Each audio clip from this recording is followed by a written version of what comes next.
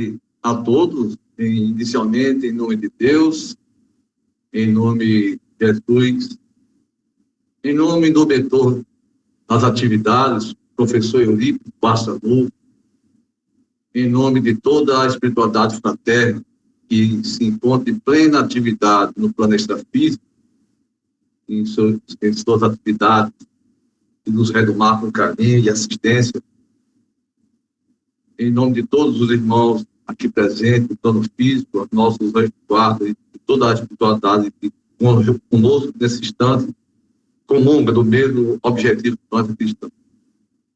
Meus irmãos, hoje estamos fechando, né, o capítulo 24, cujo o tema de hoje, né, a coragem da fé. É o capítulo 24, dos itens 13 a 16. E nós vemos que esse capítulo 24, ele está dentro da estranha moral, né, em que nós tivemos a oportunidade de ver diversas situações, né, de aprendizado que o Mestre Jesus nos trouxe através do Consolador prometido. Espero poder compartilhar com todos vocês. Eu fiz um resumo, né? Eu busquei fazer um resumo desse capítulo, tá certo? Numa abordagem bem atualizada também.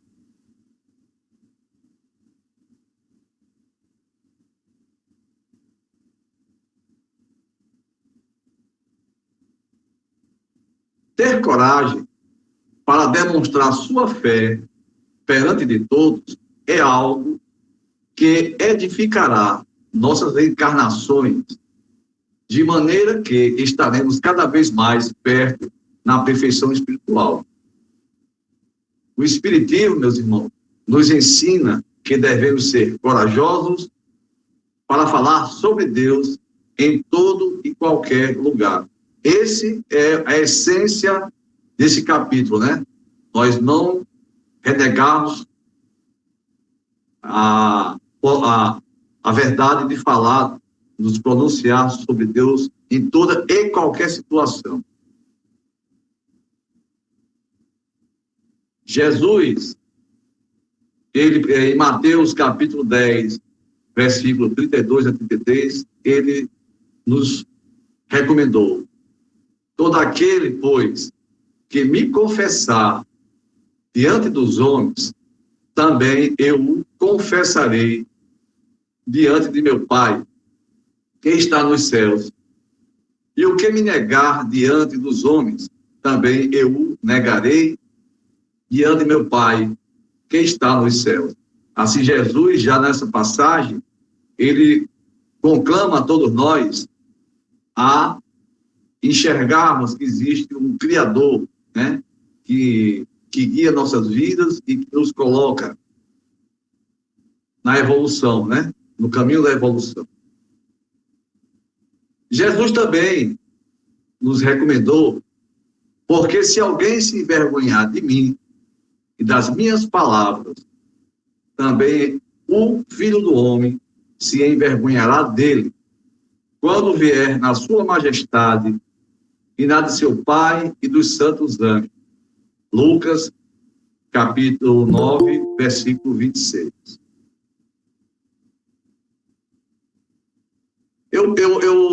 Eu busquei aqui, irmão, fazer justamente associando o que a espiritualidade, através do espiritismo, né, da doutrina espírita, nos conclama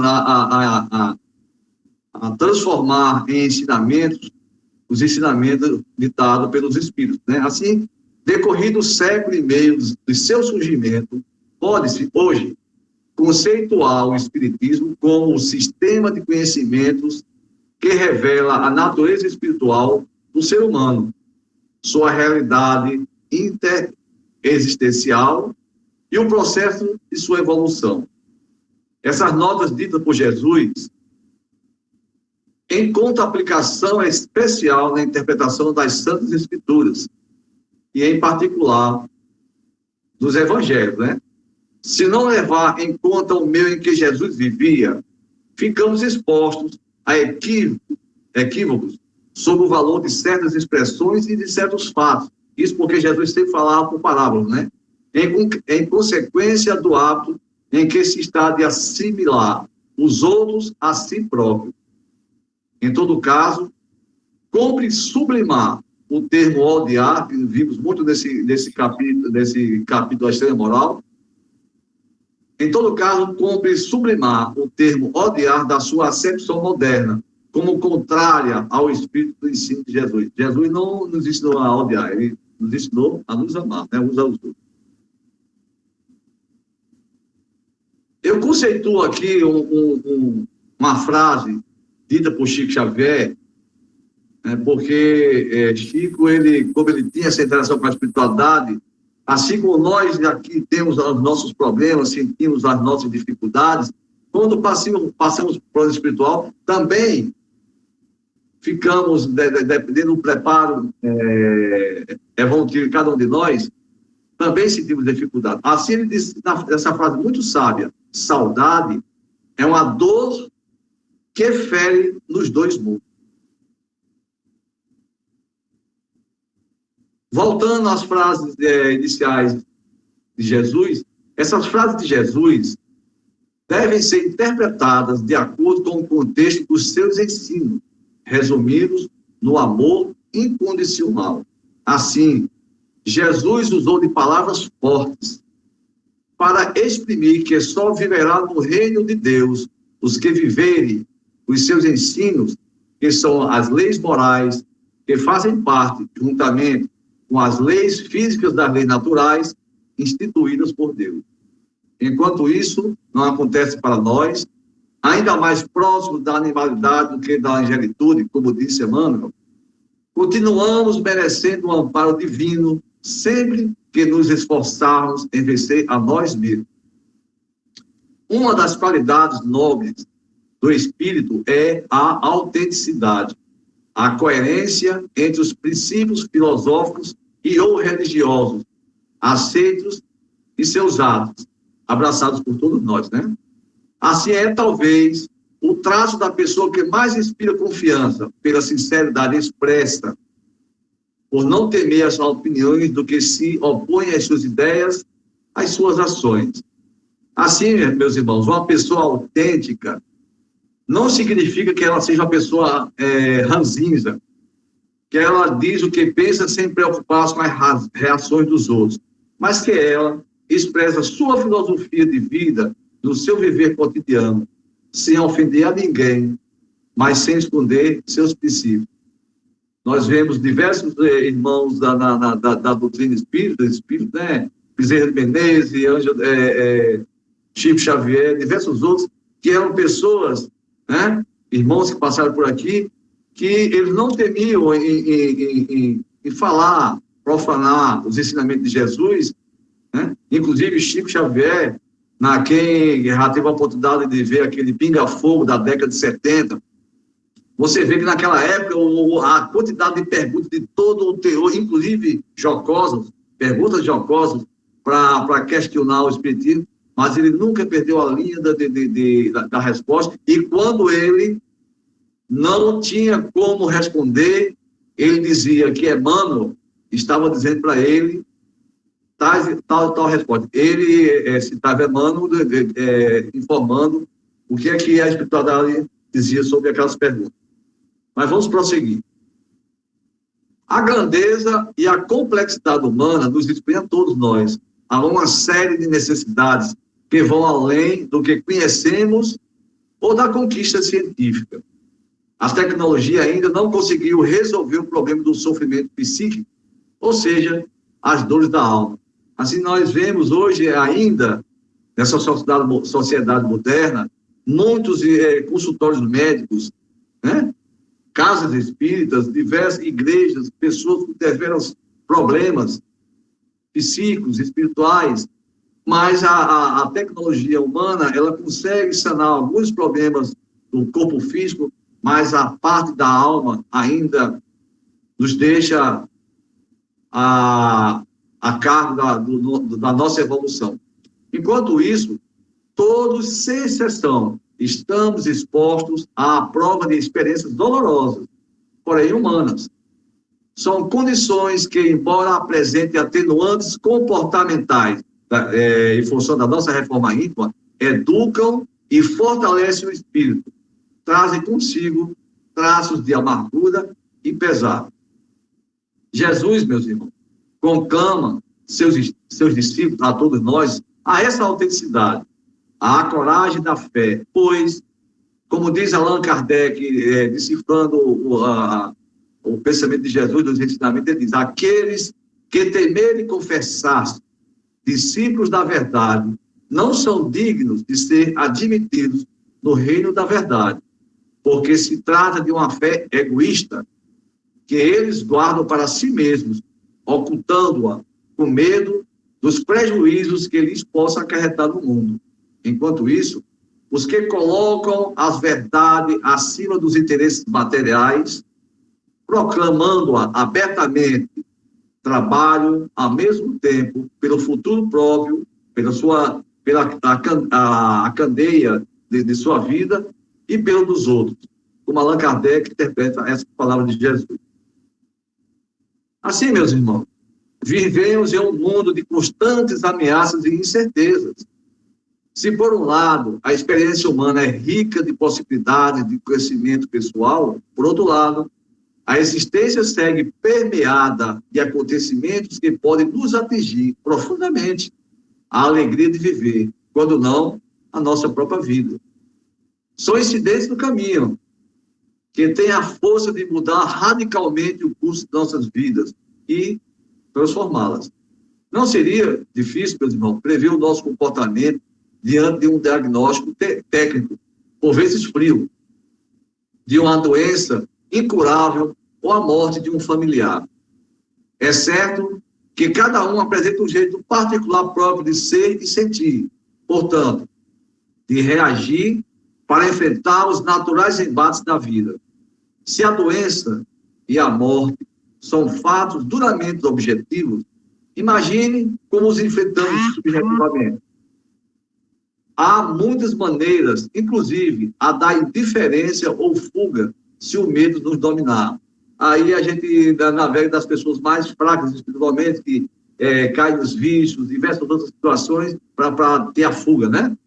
Assim, a travessia emocional dessas situações não é nada fácil para quem foi convocado à dolorosa experiência, nem para os familiares. Todos os dias, milhões de pessoas padecem violências e dores indescritíveis. Se o anonimato da massa humana dilui as identidades que a integram, não atenua a dor individual. Nesse trechinho aqui, imaginemos uma situação, nós aqui, se morrer um parente, uma pessoa, um amigo próximo da gente desencarnar, a gente sente, a gente verifica o comportamento daquela pessoa quando vivia entre nós e tal.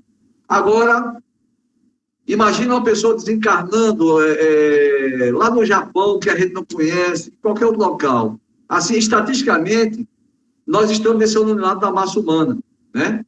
Assim, esse dizer que aqui estou tentando repassar para você. Assim, nesses dias atuais, meus irmãos, o Brasil e o mundo foi sacudido pela grande tragédia dessa pandemia, que essa pandemia trouxe significativa mensagem à classe política, especialmente à família brasileira e mundial.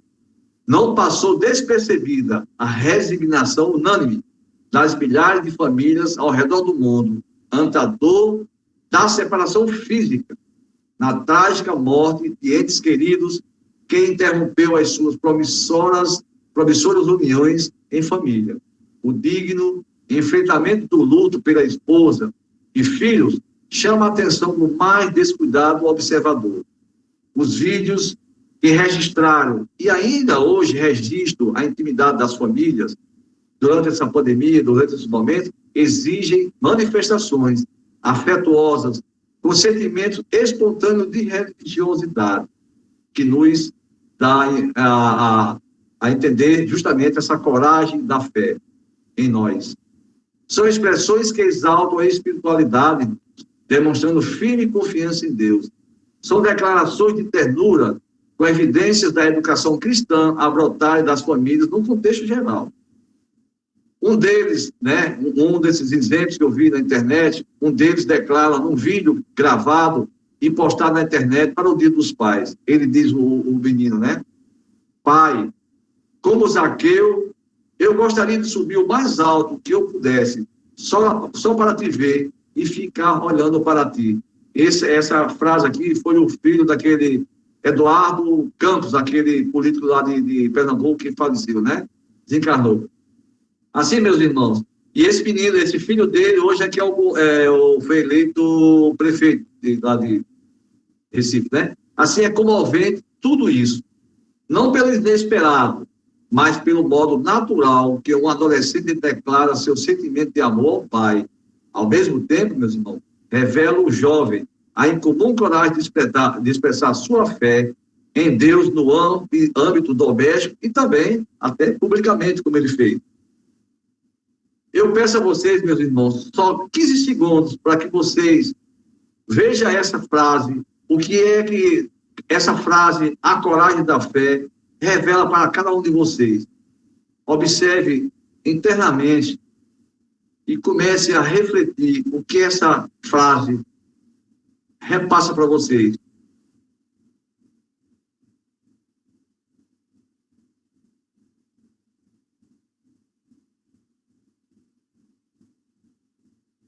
Prosseguindo, meus irmãos.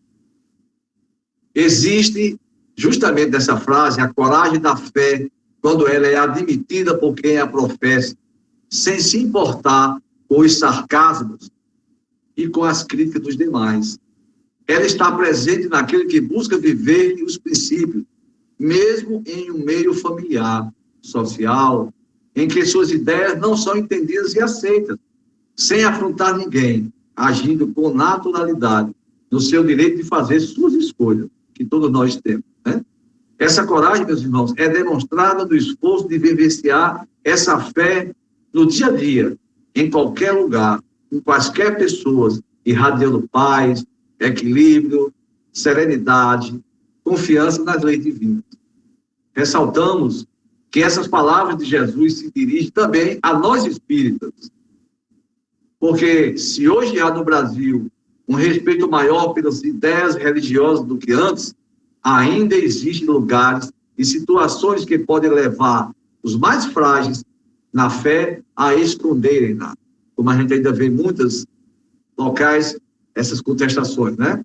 Se hoje o espiritismo no Brasil conseguir um respeito merecido, isso é consequência dos exemplos dos seus pioneiros no estudo, no caso de Allan Kardec e diversos outros irmãos que trazem até nós essa base do Pentateuco, e na prática dessa doutrina norteada por uma coragem de fé raciocinada. Essa advertência de Jesus, meus irmãos, continua, pois, a ressoar nas mentes e nos corações dos espíritas que aceitam o espiritismo como o desenvolvimento e a aplicação da doutrina do Evangelho, para o esforço de viverem abertamente, em palavras, em atitudes e comportamentos coerentes com os princípios dessa doutrina, a fim de merecerem ser considerados seus discípulos. É isso que Jesus espera de todos nós. Depois, o espírita de hoje e de todos os tempos tem, sem diferenciação, o dever de sentir, pensar e agir de acordo com esses princípios, demonstrando sua coragem nas reações de confiança, nas dificuldades e vicissitudes do dia, da vida, numa demonstração de fé em Deus, em si e nos homens, espíritos encarnados que somos, e nos ensinamentos da espiritualidade superior, sempre perfectíveis. Meus irmãos, desejando estimular as atitudes humanas em torno da confiança em Deus, Jesus alertou: aquele que se envergonhar de mim e das minhas palavras, também o Filho do Homem se envergonhará dele. Lucas, capítulo 9, versículo 26. Tema desenvolvido por Allan Kardec, sob o título A Coragem da Fé, no capítulo 24, do qual estudamos. Estudos revelam que crer em Deus, meus irmãos, tem o potencial de nos acalmar no presente e nos tornar mais confiantes quanto ao futuro, reduzindo assim a sensação de desamparo. Ensina Emmanuel: através da psicografia de Chico Xavier. Precisamos compreender que os nossos pensamentos são força, imagens, coisas e criações visíveis e tangíveis no campo espiritual. Atraímos companheiros e recursos, conforme o seu Inácio, da UPA, essa semana, o seu Inácio até fez um comentário sobre isso, né? Atraímos companheiros e recursos de conformidade com a natureza de nossas ideias, aspirações, invocações e apelos. Meus irmãos, olha a imagem, fixe também a imagem dessa senhora pegando na mão de Jesus. Coragem da fé. Veja a contemplação, a esperança, o desejo de transformação, de ser atendida, né? E o próprio Voltaire, um filósofo do período do Iluminismo, que ele diz o seguinte: posso não concordar com nenhuma das palavras que você disser, mas defenderei até a morte o direito de você dizê-las. Assim, Jesus, ele olhava para a gente, ele, em momento algum, ele questionava, né? Porque Jesus tinha esse sentimento de ver a gente buscar essa fé através da nossa coragem, né? Sem nos intimidar. Assim, meu irmão, diante do inevitável, nas instâncias que a tecnologia não alcança, a alma humana necessita desenvolver canais para se comunicar emocionalmente com Deus, que desde sempre esteve à disposição da nossa busca, desde a criação do mundo, né? Não foi sem razão que Jesus nos exortou nos seus exemplos: eu sou o caminho, a verdade e a vida. Ninguém vai ao Pai senão por mim. Eu quero, irmãos, contemplar justamente esse estudo de hoje também, da coragem da fé, através dessa mensagem dita por Emmanuel, na obra Estude e Viva, né? Ditada por Emmanuel e André Luiz e psicografada por Chico Xavier e Valdo Vieira, em que eles dizem: espíritas, meditemos. Diz o texto: um templo espírita é, na essência, aliás, ressaltando mesmo, a importância, a responsabilidade que nós, como estudantes da doutrina espírita, seguidores de Jesus, quando estamos numa casa espírita, atendendo, interagindo com os irmãos do plano físico e do plano extrafísico, temos a obrigação de sermos responsáveis. Assim, o templo espírita é, na essência, um educandário em que as leis do ser, do destino, da evolução e do universo são examinadas claramente, fazendo luz e articulando a orientação, mas, por isso, não deve converter-se num instituto de mera preocupação academicista. Manterá o simpósio dos trabalhadores experientes, sempre que necessário, mas não o situará por cima da obra da evangelização popular. A Casa Espírita alentará a tribuna em que o verbo primoroso lhe honorificará os princípios, diante de assembleias cultas e atentas. Contudo, não se esquecerá do entendimento fraternal, de coração a coração, em que os companheiros mais sábios se disponham pacientemente a responder às perguntas e a sossegar as inquietações dos menos instruídos. Fornecerá informações preciosas aos pesquisadores da verdade, na esfera dos conhecimentos superiores que veicula. No entanto, trabalhará com maior devotamento em favor dos caídos em provação e necessidade que lhe batem à porta, esmagados de sofrimento. A Casa Espírita prestigiará a ciência do mundo, que suprime as enfermidades e valorizará o benefício da prece e do magnetismo curativo no socorro aos doentes. Divulgará o conceito filosófico e a frase consoladora. Proporcionará o ensino multiplicando o pão. Um templo espírita, meus irmãos, revivendo o cristianismo, é um lar de solidariedade humana, em que os irmãos mais fortes são apoio aos mais fracos e em que os mais felizes são trazidos ao amparo dos que gemem sob o infortúnio. Nesse sentido, é lícito recordar os apelos endereçados pelo mundo espiritual aos espíritos, através da codificação kardeciana no item 4, do capítulo 20 do Evangelho segundo o Espiritismo, que nos apontam rumo certo, dizendo: ide, pois, e levai a palavra divina aos grandes que a desprezarão, aos eruditos que exigirão provas, aos pequenos e simples que a aceitarão, porque, principalmente entre os mártires do trabalho, na provação terrena, encontrareis fervor e fé. Ide. Esses receberão com hinos de gratidão e louvores a Deus a santa consolação que lhes levareis, e baixarão a fronte, rendendo-lhe graças pelas aflições que a terra lhes destina. Espíritas, reflitamos, estudemos, sentindo, compreendendo, construindo e ajudando sempre. Auxiliemos o próximo, sustentando ainda todos aqueles que procuram auxiliar. Jesus chamou a equipe dos apóstolos que lhe asseguraram cobertura à obra redentora, não para incessar-se e nem para encerrá-los em torre de marfim, mas para erguê-los à condição de amigos fiéis, capazes de abençoar, confortar, instruir e servir ao povo que, em todas as latitudes da terra, lhe constitui a amorosa família do coração. Emmanuel.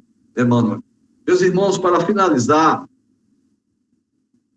volto à mensagem de Chico Xavier, reforçando a coragem da fé. Chico diz também: para os dias bons, gratidão. Para os dias difíceis, de fé. Para os dias difíceis, fé. Para os dias de saudade, tempo. Para todos os dias, coragem. E Jesus, né, que sempre ele, quando se aproximava das pessoas às quais o buscavam, Jesus dizia: coragem, filha, sua fé te curou. Obrigado, meus irmãos, muita paz, meus irmãos e irmãs. Essa foi a minha contribuição para o estudo da noite de hoje. Passo a palavra para você, irmão. Parabéns, irmão João de Deus. Defendeu muito bem sua tese, né? E agora vai ser apreciada pela banca. Não, brincadeiras à parte, parabéns, foi muito bem conseguida a sua explanação. E nossa gratidão por esse trabalho, por essa viagem que você nos levou em conjunto aí com o seu raciocínio. E a partir de agora, vamos abrir aqui espaço para que os irmãos possam completar ou possam dizer aquilo que estão pensando sobre essa lição de hoje, né? Então, vamos abrir microfones para que de um em um a nossa turma possa se colocar.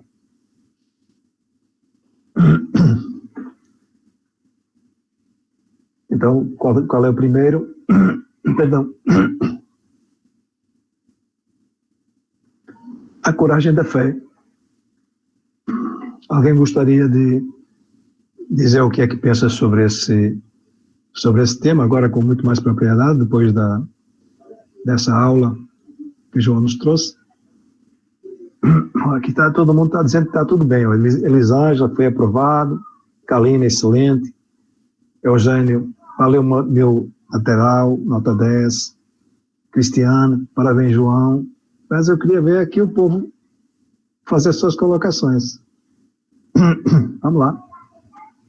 Inácio, pai Inácio aí, também meus parabéns, João, muito boa. Capítulo 70, olha aí, dele o capítulo 70 do Pão Nosso, olha aí. Isso é um mérito da honra. Então, quem vai começar aqui? Cris, gostaria de fazer algum comentário? Deixa eu chamar, ver se assim as coisas se pegam no tranco. Alô? Oi, Antônio. Não, eu acho que eu estou até com vergonha de apresentar domingo, porque depois da aula de João hoje, viu? E nada. Eu realmente não tenho nada a acrescentar, não. Foi maravilhoso, né? Só gratidão para o João ter apresentado nessa aula assim, tão Mas maravilhosa. assim, o que é que significa para você a expressão a coragem da fé? Não é tão fácil, viu? Pois é, a questão de coragem é bem diferente hoje da gente pensar, porque na época de Jesus, né, realmente os seguidores dele tinham que ter muita coragem, né, porque eles morriam, levavam chicotada, era queimado, era uma história bem mais difícil, né, a pessoa que se dedicasse a Cristo, ele sabia de tudo que ele tinha que passar, né, e hoje em dia eu acho que Jesus pede tão pouco da gente, porque a nossa coragem, a gente não enfrenta nada disso hoje em dia. A gente só precisa ser exemplo, né? Como o Gabriel falou no primeiro dia, um exemplo de espírita. E que João reforçou aí, que Fátima e a gente já vinha reforçando nas outras leituras. Então, eu acho que a gente tem que trabalhar em cima disso, né? Já não nos pedem tão pouco, né? Então, que a gente tenha essa coragem de cada dia tentar se melhorar mais e ser exemplo. E eu não tenho nada mais para falar. Eu acho que, como eu falei, eu acho que João falou tudo. Pois é. Então, só Mas está muito bom pela sua contribuição. E realmente, hoje, Jesus, além de nos pedir pouca coisa, ele ainda nos ajuda, né, com a compreensão dos seus ensinamentos através da doutrina espírita, nos ajuda através do intercâmbio entre plano extrafísico, como diz nosso irmão João, e plano encarnado, ou planos extrafísicos, né? Não é um plano, não, são vários planos. Então, com essas condições maravilhosas, com essas orientações,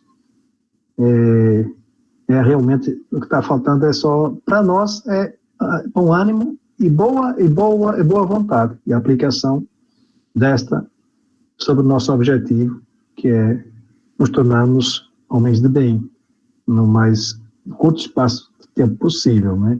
E até isso, né? Até Jesus nos dá esse livre-arbítrio de nós nos colocarmos no ritmo que nós achamos que devemos nos colocar. E hoje mesmo a gente estava falando com o seu Inácio, nós estávamos falando, e refletindo, né? Que a gente está aprendendo tanta coisa, né?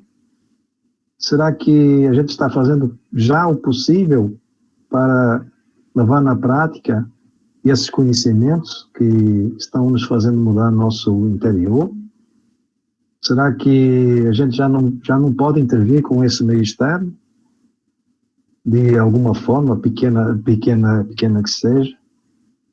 Então, é só uma reflexão, né? Claro, somos ainda aprendizes, né? Mas as pequenas coisas somadas, né? É como as areiazinhas da praia, né? A areiazinha da praia é bem pequenininha, mas a extensão do litoral das praias é quase que infinito, né? Então, para nós, né? Então, pequenas ações, pequenas variantes, mais caridosas, mais úteis, diariamente, junto aos nossos familiares, junto aos nossos vizinhos, nos nossos trabalhos, enfim. Aí temos um campo enorme de trabalho. Bom, e seguindo então com o microfone aberto, ainda sobre o tema Coragem da Fé. Quem gostaria agora de falar um pouco? Eu tenho sempre aqui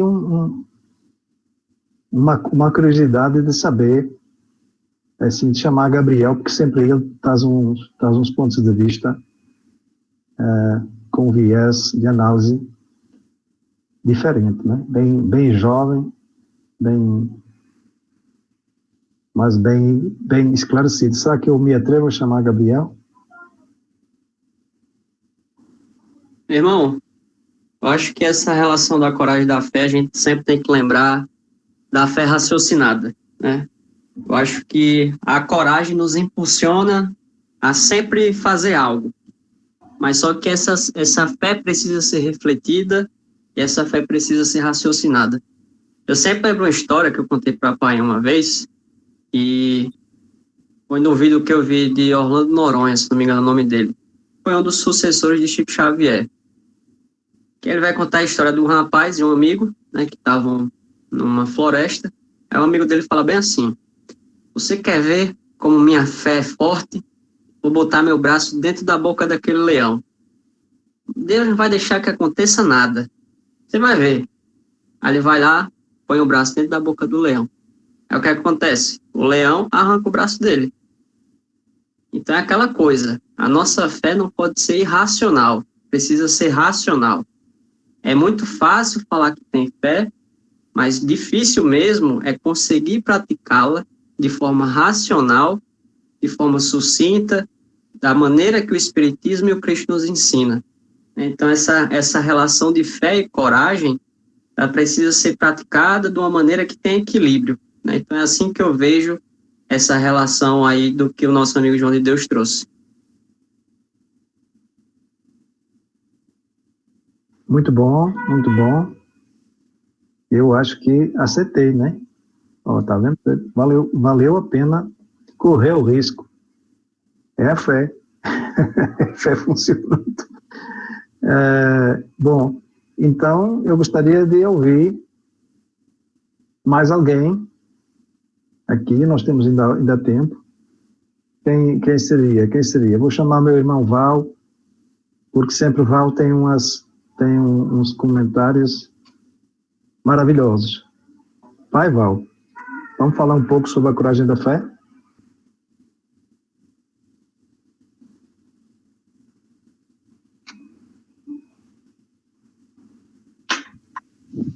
Tá, agora tá me escutando, né? Estou sim. É porque deu problema aqui no microfone para não abrir, tá? A gente vai falar um pouco da fé, né, Sandro? Sobre a coragem da fé, né? Aí você fala aí daquele seu jeito que deixa a gente encantado. A gente, senhor Antônio, quando tem essa confiança, né, da fé, quando a gente tem os pensamentos corretos, né, que a gente acredita em um ser supremo, que a gente acredita no nosso Pai, as coisas elas ficam mais fácil para a gente ver o mundo, para a gente ver as coisas diferentes, né? Porque às vezes eu converso com as pessoas e eu fico pensando assim, meu Deus, eu já fui assim, sem acreditar em nada, sem ter uma possibilidade de dizer assim, eu vou fazer isso, eu vou planejar isso, eu quero assim, e conseguir. Porque quando esse sentimento de fé, que a gente tem uma confiança, que tem um pai, que tem um protetor, que nos guia, nos abre muita oportunidade. A gente faz tudo com confiança, não tem medo de ir para nenhum lugar, não tem medo de sair para nenhum canto. Isso é muito gratificante para a gente, quando a gente tem esse entendimento que a gente sabe como veio, o que nós estamos fazendo aqui e para onde vamos. Isso sim, eu creio que seja uma fé que a gente tem a Deus, esses planejamentos, sabe? Do tempo, da vida. Isso sim que a gente é uma fé, porque tudo que a gente vai fazer, a gente sabe que vai dar certo, porque nós temos Deus, nós temos um protetor do nosso lado, nós temos a fé. É isso, irmão. Passa a palavra.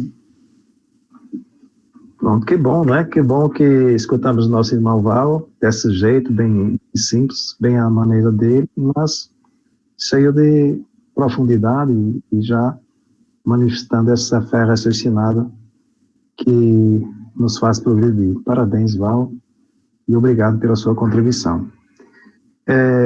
Sempre me lembro, quando se fala de fé e a coragem da fé, eu sempre me lembro do episódio que Jesus convida Pedro, né, para caminhar sobre as águas, eu não sei se é do mar, se é do rio, mas sobre as águas. E no início, Pedro ele tem dificuldade, né, em acreditar em Jesus.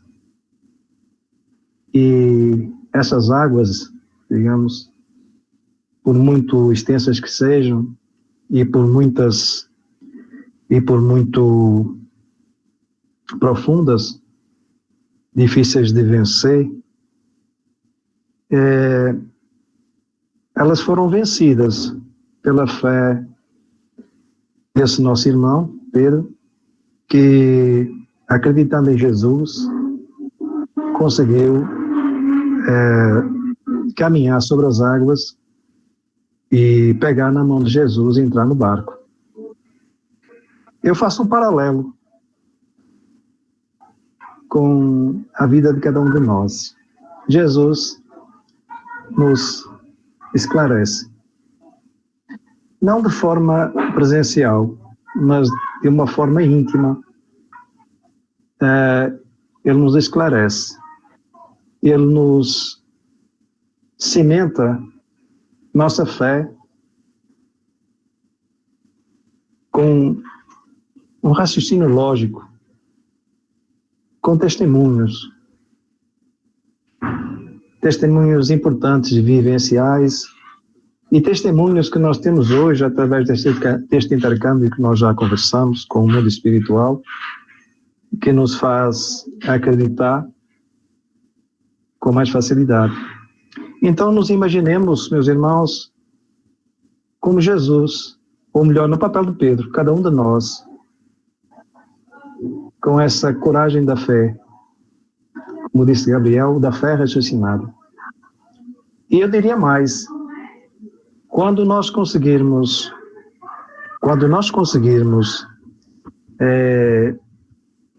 vivenciar a fé, aí não tenho dúvida que caminharemos sobre as águas das nossas existências. Porque, figuradamente, eu posso dizer que todos nós temos um oceano infinito para atravessar, caminhando sobre ele. Nós já caminhamos muito, desde que fomos criados até aqui. Mas nós vamos caminhar infinitamente sobre esse oceano que Deus nos coloca tão misericordiosamente, com tanto amor, como destino à nossa perfeição e ao serviço e à felicidade. Então, meus irmãos, sempre eu não tenho como deixar de fazer esta relação. Jesus está do outro lado, lá no barco, nos convidando para caminharmos sobre essas águas, que são as nossas dificuldades, são as nossas provas, são as nossas oportunidades. E é isso. Nós temos que, através, primeiramente, do nosso raciocínio, e aqui eu queria só fazer uma pequena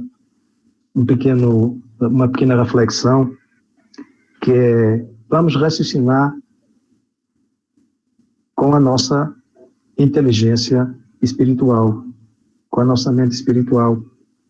Fica mais fácil. Tem muitas atividades diárias, isso eu aprendi lendo o Santo Agostinho, que nós utilizamos essa inteligência para nos beneficiar das nossas atividades diárias nesse mundo materializado em que nós expressamos nosso espírito e no qual nós o aperfeiçoamos. Então, tem rotinas que nós fazemos usando essa mente espiritual. E nós devemos usar essa mente espiritual cada vez mais para nos podermos fortalecer nessa fé raciocinada, pegando recursos das nossas vidas espirituais, que sempre tem resquícios na nossa mente, e na qual, ao fazermos esse exercício e ao vivenciarmos essa fé,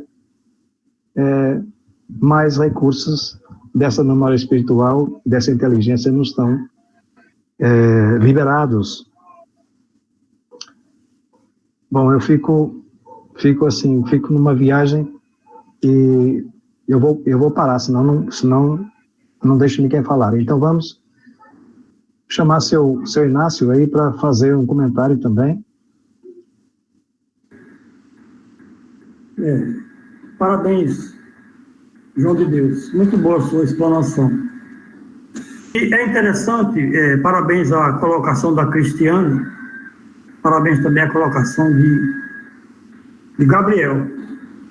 E Kardec diz para a gente, está dentro desse livro, não sei em qual capítulo, mas ele diz que fé inabalável é aquela que pode encarar a razão face a face em qualquer momento da humanidade. E é interessante a vinculação do livro, o Evangelho segundo o Espiritismo, que no capítulo, mais uma vez vou repetir, no capítulo 17, o homem de bem, que é o item 3, ele diz que o verdadeiro homem de bem tem fé em Deus, em sua bondade, em sua justiça e em sua sabedoria. Sabe que nada acontece sem a sua permissão e se submete à sua vontade em todas as coisas. Tem fé em Deus, tem fé no futuro, razão pela qual coloca os bens espirituais acima dos bens temporais. Então veja só, quando a Cristiane coloca que naquele período do cristianismo, enquanto o Cristo estava presente, eram dificuldades maiores, na nossa atualidade, as dificuldades que nós temos, e aí entra a colocação dos espíritas, diante do conhecimento que nós temos da doutrina espírita, eu preciso demonstrar minha fé, no conhecimento que eu tenho da doutrina, e não temer a morte. Enquanto ser convocado a uma tarefa numa casa espírita, eu me dedicar a ela com afinco, com empenho, com renúncia. Nós somos convocados a demonstrar a nossa fé, a coragem e a robustez da nossa fé, em outros pontos. Com a coragem da fé que a doutrina espírita me dá, porque, veja só, o que é a doutrina espírita? Item 16. Assim será com os adeptos do espiritismo, já que a doutrina que professam não é outra senão o desenvolvimento e a aplicação da doutrina do Evangelho.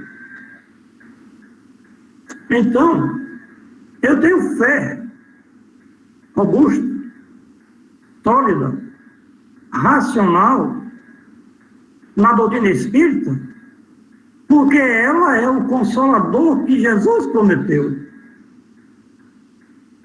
Então, se é algo que Jesus nos dá,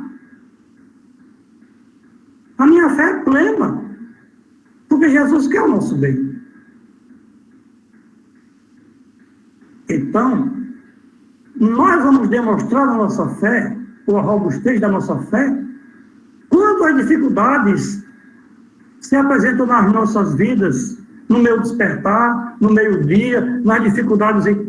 Eu vou começar a demonstrar a minha fé, encarando com equilíbrio as dificuldades do meu cotidiano.